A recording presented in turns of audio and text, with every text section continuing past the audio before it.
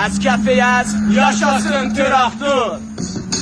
Herif bize yekə danışamaz Tehranda. Çunsunuzu varımızdı meydanda. Həmi bu aysalət qoşdu həmin mestayqa. Şarımın yaşasın Azərbaycan. Əksərən lütüməni şəmi dövlətmən.